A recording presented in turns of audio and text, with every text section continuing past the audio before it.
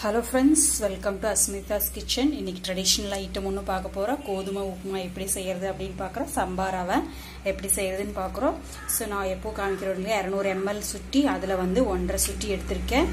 அதுக்கு அப்புறம் வந்து பாத்தீங்கன்னா தாளிக்கிறதுக்கு கடுகு கடலை பருப்பு எடுத்துக்கோங்க.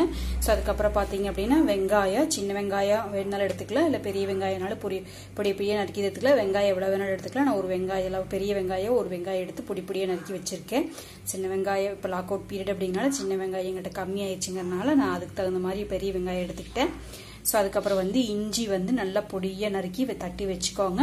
சோ அதுக்கு அப்புறம் வந்து தக்காளி ஒரு அரை தக்காளி போடு நமக்கு. அதுக்கு அப்புறம் வரமிளகாயும் காஞ்ச மேக்ஸிமம் வரமிளகாய் தான் யூஸ் பண்ணுவேன். பச்சை மிளகாய் வேணும்ங்கறவங்க யூஸ் பண்ணிக்கலாம். ரெண்டையும் mix பண்ணி கூட போட்டுக்கலாம். சோ அதுக்கு அப்புறம் மிளகாய் வந்து காரத்துக்கு தகுந்த மாதிரி தான் நான் ஒரு வந்து சின்ன இவ்ளோ பீசஸான வரமிளகாய் அப்படிங்கறனால ஒரு 5-6 பீசஸ் போட்டுருக்கேன். பச்சை மிளகாய் ஒன்னு போட்டுருக்கேன். சோ அதுக்கு அப்புறம் பாத்தீங்கன்னா கருகாப்பிலை கொத்தமல்லி தழை ஓகேங்களா. சோ இவ்வளவு ஐட்டம்ஸ். இதுக்கு வந்து நான் 1.5 சுட்டி ரவை எடுத்திருக்கேன். அதுக்கு வந்து நான் வந்து எப்போ எடுக்கிற பெரிய டம்ளர்ல 4.5 டம்ளர் தண்ணி வேணும்.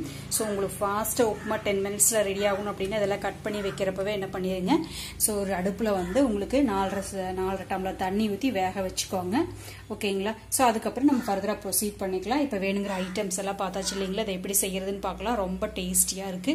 இது கூட தேங்காய் சட்னி ஊறுகாய் இல்ல தயிரோட சாப்பிட்டீங்கன்னா ரொம்ப சூப்பரா இருக்கும். ஓகேங்களா. குழந்தைகளுக்கு நெய் ஊத்தி கூட பிணைஞ்சு தரலாம். இதெல்லாம் சாப்பிட்டு பழகிட்டாங்கன்னா ரொம்ப ஹெல்த்தியான டிஷ். சோ வாங்க எப்படி செய்யறதுன்னு பார்க்கலாம். சோ கடாய் அடுப்புல வச்சிட்டேன். நல்லா வந்து தண்ணி இல்லாம ட்ரை ஆயிருச்சு. சோ இப்போ வந்து நான் வந்து மரச்செக்குல ஆட்டின தேங்காய் எண்ணெய் யூஸ் பண்றேன். கொஞ்சம் அதிகமா யூஸ் பண்ணிட்டீங்கன்னா நல்லா இருக்கும். சோ பாருங்க நான் எவ்வளவு யூஸ் பண்ணிருக்கேன் அப்படின்ட்டு. சோ இதுக்கு அப்புறம் கடுகும் தாளிக்கிறதுக்கான பருப்பும் போட்டுக்கலாம்.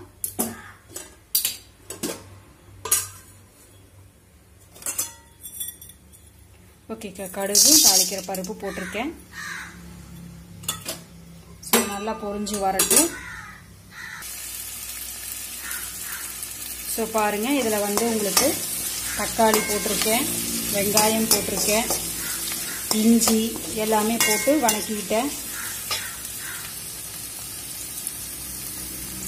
ஓகேங்களா. ஒவ்வொரு ஐட்டம்ஸா இஞ்சி முதல்ல வந்து நம்ம என்ன போட்டோம் அப்படின்னு பாத்தீங்கன்னா கடுகு பொரிஞ்சதுக்கு அப்புறம் வடப்பருப்பு கடலைப்பருப்பு போட்டுட்டோம். கடலைப்பருப்பு போட்டுட்டோம். கடலைப்பருப்பு போட்டு முடிச்சதுக்கு அப்புறம் நல்லா வெந்ததுக்கு அப்புறம் மிளகாயை போட்டோம். ஸோ மிளகாய் கொஞ்சம் வந்ததுக்கு அப்புறம் இஞ்சி போட்டோம். இஞ்சி போட்டதுக்கு அப்புறம் வந்து ஒரு 1 மினிட் 2 மினிட்ஸ் இருந்தா போதும். அதுக்கப்புறம் வெங்காயம் போட்டுட்டோம். அதுக்கப்புறம் வந்து தக்காளி போட்டு நல்லா கொதிக்க வச்சிருக்கோம். ஸோ அதுக்கப்புறம் கருகாப்பில் போட்டிருக்கோம். ஓகேங்களா. இப்போ வந்து நம்ம நல்லா வெந்ததுக்கு அப்புறம் தண்ணி ஊத்திக்கலாம்.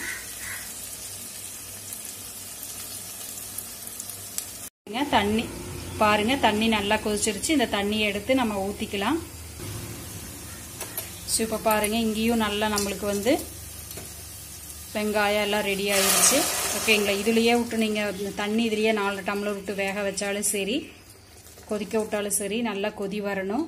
எப்படி பண்ணாலும் சரி தனியா வந்து சுடுதண்ணியை வந்து ஒரு கப்ல பாயில் பண்ணி ஊத்தினாலும் சரி இதுலயே வந்து இது நல்லா தக்காளி வெங்காயம் எல்லாம் வணங்கினதுக்கு அப்புறம் 4.5 டம்ளர் தண்ணி ஊத்தி நீங்க வேக வச்சிட்டாலும் சரி. இது கூட நீங்க வந்து இப்ப என்ன பண்ணணும் அப்படின்னா உப்பு போடணும். சோ உப்பு போடுறேன் பாத்துக்கோங்க. உங்க தேவைக்கு தகுந்த மாதிரி உப்பு போட்டுக்கோங்க. உப்பு வந்து டேஸ்ட் பார்த்துட்டு போட்டுக்கோங்க. இப்ப பாருங்க உப்பு போட்டு நல்லா பாயில் ஆயிருச்சு. சோ இந்த மாதிரி பாயில் ஆகிற பபிள்ஸ் வருது இல்லைங்களா. சோ இந்த மாதிரி பபிள்ஸ் வர டைம்ல நீங்க என்ன பண்ணிக்கலாம் அப்படின்னா அப்படியே உப்புமாவை போட்டு கிளறி விட்டுக்கலாம்.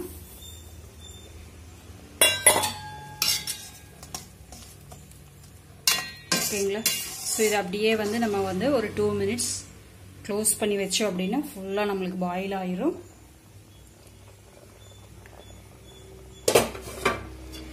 ஸோ பாருங்க கலர்ஃபுல்லா இருக்குது பாருங்க. மூடி வச்சிடலாம்.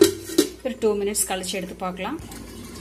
ஸோ இப்போ நம்ம வந்து எடுத்து பார்க்கலாம் எப்படி இருக்கு அப்படின்ட்டு. கொஞ்சம் ஒரு 2-3 மினிட்ஸ்க்கு அப்புறம் எடுத்து பாருங்க. இப்படி நல்லா பாயில் இருக்குதுங்களா. நல்லா கலக்கி விடுங்க.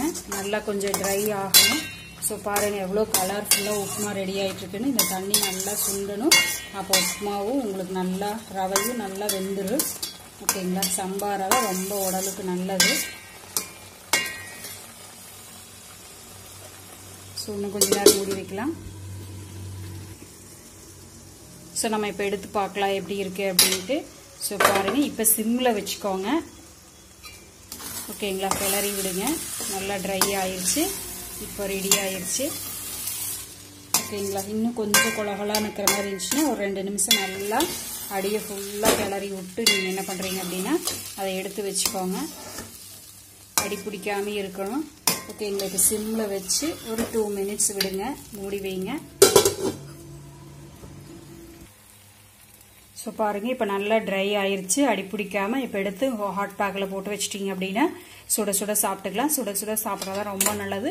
அந்த சாப்பாட்டில் உயிர்த்தன்மை இருக்குது அப்படிம்பாங்க. ஆறிடுச்சு அப்படின்னா அதில் உயிர்த்தன்மை போயிடுச்சு அப்படின்னு அர்த்தம்.